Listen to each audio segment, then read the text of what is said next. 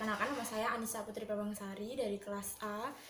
Di sini saya akan mempresentasikan atau menjelaskan sedikit materi dari analisis laporan keuangan pemerintah tentang komponen laporan keuangan pemerintah. Nah, pada komponen laporan pemerintah terdapat jenis-jenis laporan keuangan pemerintah sendiri. Ada 7 laporan keuangan pemerintah. Yang pertama ada neraca, laporan operasional, laporan realisasi anggaran, laporan arus kas, laporan perubahan ekuitas, laporan perubahan saldo anggaran lebih, dan catatan atas laporan akuntansi.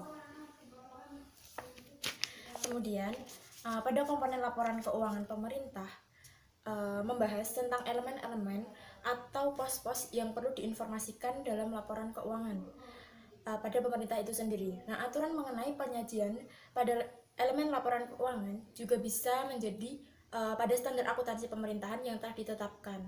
Namun, tidak berarti semua pos yang itu ada nilainya semua. Jadi, jika pos tertentu tidak ada angkanya, maka tidak perlu dipaksakan untuk diisi nilainya dan disajikan dalam laporan keuangan. Nah, tadi pada jenis-jenis laporan keuangan ada 7. Ada neraca. Nah, elemen-elemen pada neraca itu ada aset, kewajiban, sama ekuitas.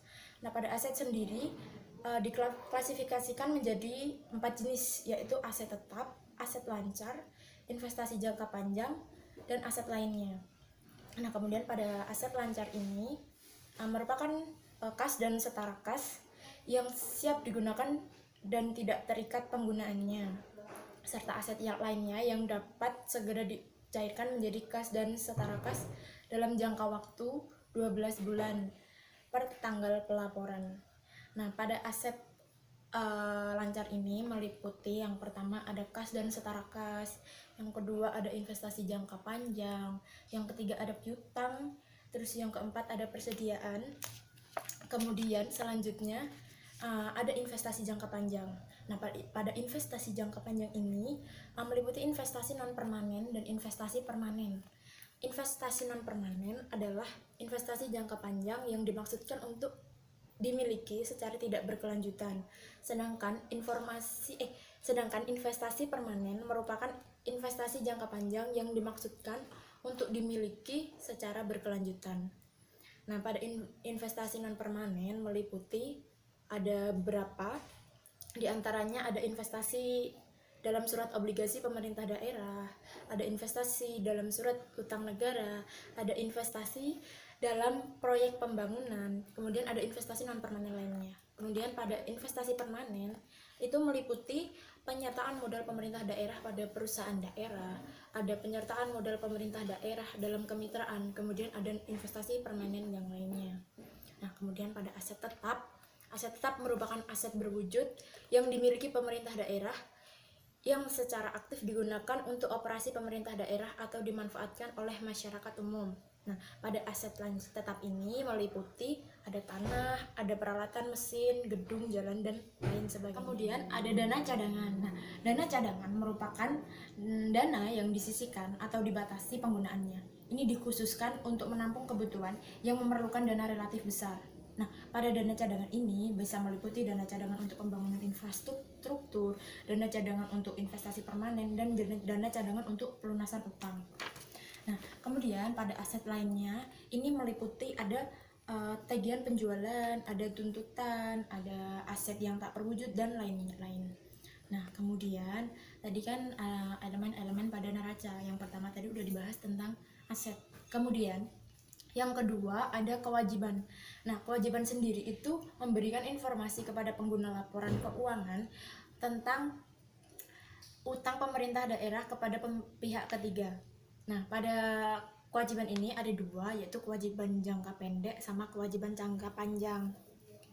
Nah, kewajiban jangka pendek itu adalah kewajiban yang dilunasi kurang dari 1 periode atau 12 bulan.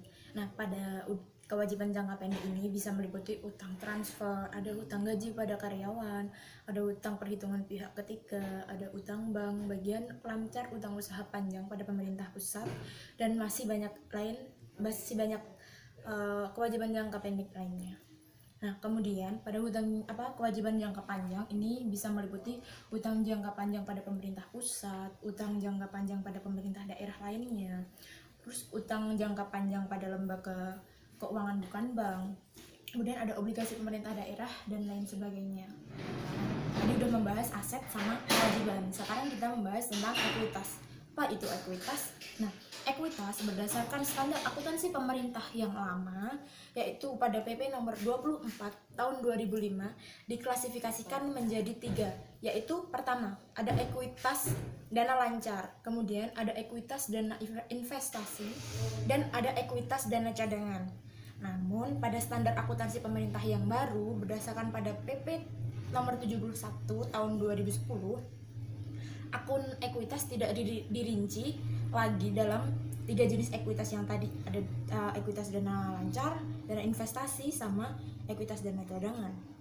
Kemudian tadi kan kita sudah membahas tentang neraca, elemen neraca. Sekarang kita membahas tentang elemen laporan realisasi anggaran. Laporan realisasi anggaran itu terdiri dari 6 elemen atau 6 pos utama, yaitu ada pendapatan, belanja, transfer, surplus atau defisit, pembiayaan, dan silpa atau sikta. Pada pendapatan, ini pendapatan daerah, itu ada 3 komponen, yaitu pendapatan asli daerah, pendapatan transfer, dan pendapatan lain-lain yang sah. Nah, pada pendapatan asli daerah ini, pendapatan asli daerah itu terdiri dari pendapatan pajak, pendapatan retribusi, ada pendapatan hasil pengelolaan kekayaan daerah yang dipisahkan, kemudian ada lain-lain pendapatan asli daerah yang sah.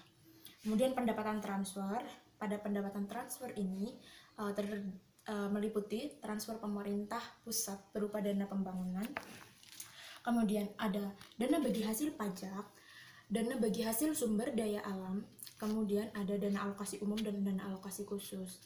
Nah, kemudian ada transfer pemerintah pusat lainnya, yaitu ada dana otonomi khusus. Kemudian pada transfer pemerintah provinsi itu ada pendapatan bagi hasil pajak sama pendapatan bagi hasil lainnya. Kemudian pada lain-lain pendapatan yang sah itu ada pendapatan hibah, pendapatan dana darurat, dan pendapatan lainnya. Nah, pada pos belanja diklasifikasikan menjadi 3, yaitu belanja operasional, belanja modal, dan belanja tak terduga. Nah, pada belanja operasi ini meliputi ada belanja pegawai, belanja barang, bunga, subsidi, dan masih banyak yang lainnya. Kemudian pada belanja modal ini diantaranya ada belanja tanah, belanja peralatan, belanja gedung, belanja jalan, irigasi, jaringan, belanja aset, dan belanja lainnya. Kemudian belanja tak terduga. Belanja tak terduga sendiri adalah merupakan pengeluaran anggaran untuk kegiatan yang sifatnya tidak biasa dan tidak berulang atau rutin terjadi setiap tahunnya mungkin.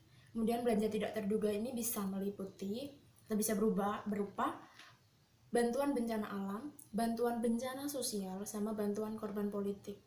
Nah, pada belanja transfer nanti, ini transfer pada dasarnya kan merupakan bagian dari belanja pemerintah daerah. Nah, untuk pemerintah provinsi, pengeluaran transfer berupa transfer atau bagi hasil pendapatan ke kabupaten atau kota. Nah, pada bagi hasil pendapatan ke kabupaten atau kota ini meliputi bagi hasil pajak, bagi hasil retribusi, sama bagi hasil pendapatan lainnya ke kabupaten atau kota. Kemudian untuk pemerintah kabupaten itu bagi hasilnya atau transfernya berupa bagi hasil pajak, retribusi, seperti itu. Kemudian apa sih surplus atau defisit? Nah, surplus antara pendapatan dan belanja dicatat dalam pos surplus dan defisit. Nah, surplus sendiri adalah selisih lebih antara pendapatan dan belanja selama satu periode anggaran ya. Kemudian sedangkan defisit sendiri adalah selisih kurang antara pendapatan dengan belanja selama satu periode anggaran. Jadi surplus itu selisih lebih, sedangkan defisit adalah selisih kurang dari anggarannya itu. Kemudian pembiayaan. Pada pembiayaan ini dikategorikan menjadi 2, yaitu penerimaan pembiayaan sama pengeluaran pembiayaan. Nah, pada pengeluaran pembiayaan dalam periode tahun anggaran ini dicatat dalam pos pembiayaan neto. Nah, pada penerimaan pembiayaan terdiri dari penerimaan silpa atas tahun kemarin, anggaran tahun kemarin, pencairan dana cadangan, pinjaman dana dalam negeri, dan masih banyak yang lainnya. Nah, terus pada pengeluaran pembiayaan ada pembentukan dana cadangan, pembiayaan pokok, dan masih banyak yang lainnya. Itu tadi sedikit penjelasan dari komponen dari laporan keuangan pemerintah. Apabila ada salah kata, saya mohon maaf. Sekian, terima kasih.